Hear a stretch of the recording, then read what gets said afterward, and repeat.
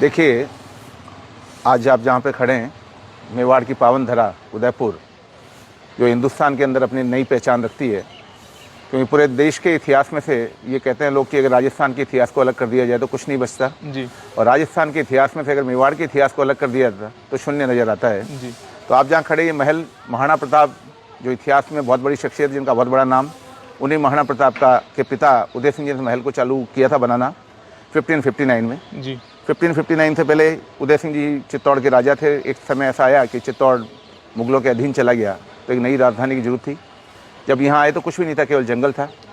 वो एक खरगोश का पीछा करते करते आए और ये आप जिस गेट से आप एंटर होके आए हैं, बड़ी पोल से, उसी के आगे एक वाइट स्टोन लगा हुआ है जिसको भैरव स्थान बोलते हैं।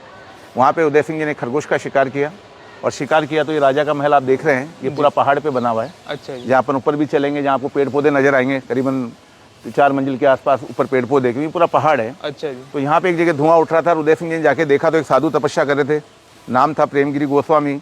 उन साधु ने इनको आशीर्वाद दिया कि अगर आप महल यहाँ बनाएंगे तो आपका वंश लंबा चलेगा और सुरक्षित रहेगा। तो उन्हीं साधु के आशीर्वाद से महल का निर्माण चालू हुआ और ये पूरा महल बनने में से 400 साल लगे। अच्छा जी। और 22 राजाओं ने मिलकर कंप्लीट किया। जी। फर्स्ट राजा थे उदय सिंह जी। केवल महाराणा प्रताप के टाइम में कोई नया कंस्ट्रक्शन नहीं हो पाया, क्योंकि महाराणा प्रताप का पूरा जीवन युद्धों में संघर्ष में निकला। जी। और महाराणा प्रताप का एक सपना था कि जब तक पूरे मेवाड़ को मुगलों से आज़ादी नहीं दिला दूंगा, जब तक महल में राजशाही ठाट बाग नहीं भोगूंगा, तो उनका पूरा जीवन जंगल के अंदर निकला। 21 साल तक करीबन मुगलों के साथ संघर्ष चला और ये मेवाड़ की पहचान ही महाराणा प्रताप से है। जी। हमारे यहाँ तो ये कहा जाता है, यह है अपना राजपुताना नाज इसे तलवारों पे, इसने अपना जीवन काटा बरछी तीर कटारों पर, यहाँ पर आज़ादी के वचन पड़े हैं प्रताप के नारों पे। तो ये धरती ऐसी है कि लोग, एक कवि ने तो यहाँ तक लिखा है कि मेवाड़ की धरती पे आप पैर के बल मत चलो, सर के बल चलो, न जाने की शख्सियत की कोई वीर पुरुष की मिट्टी आपके शरीर के अंग से लग जाए और आपका भाग्य बदल दे। तो अपन जहाँ खड़े हैं, माणक चौक है। बड़े बड़े फंक्शन पुराने टाइम में भी यहीं पे होते थे। जी। आम जनता के जो फंक्शन होते सारे यहीं पे होते थे। अच्छा जी। आज भी यहाँ 3 बड़े कार्यक्रम होते हैं। एक तो होता होली का दहन, जिसमें हमारा राज परिवार, इस महल के राज परिवार पूरा आता है, करीबन 600-700 लोगों की एंट्री रहती है। एक अश्व पूजन चेटक के बलिदान के लिए। और तीसरा होता है अवार्ड फंक्शन। इंडिया लेवल के अच्छे आर्टिस्ट, अच्छे प्लेयर्स, ऐसे लोगों को महाराणा मेवाड़ चैरिटेबल ट्रस्ट के द्वारा अवार्ड फंक्शन के रूप में हर साल किया जाता है। ये जो जगह देख रहे हैं, पुराने टाइम में हाथी बांधने की जगह। अच्छा जी। और यहाँ हाथी बांधने के लिए देखिए, इधर पीछे एक दीवार नजर आ रही है आपको। जी। यहाँ पहले हाथियों की लड़ाई होती थी, एक हाथी दीवार के अंदर, एक बाहर की तरफ खड़ा रहता। अच्छा जी। और आप देखेंगे कि जो एक दूसरे को टगाफार की तरह खींचता, वो जी। जो हाथी के पैर दीवार के टच हो गए वो हार गया। अच्छा। और जीतने वाले को यहाँ प्रायोरिटी मिलती थी बैठने के लिए। जहाँ आपको ये चेन लगी हुई नजर आ रही है ना, जी। तो फर्स्ट प्रायोरिटी हाथियों के लिए थी। जी। अच्छा, अब अभी हाथी नहीं है, घोड़े आज भी हैं हमारे पास। हमारे यहाँ राजा साहब की होटल है, HRH ग्रुप की होटल, जिसका नाम है शिकारवाड़ी। वहाँ पे स्टड फार्म है जहाँ पे घोड़े रखे गए हैं। जी।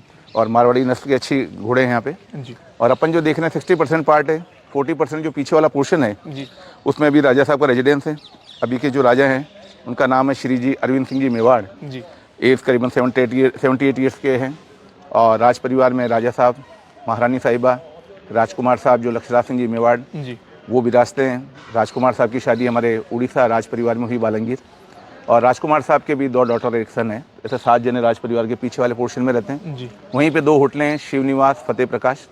और एक स्कूल चलता है ट्रस्ट के द्वारा, महाराणा मेवाड़ चैरिटेबल ट्रस्ट।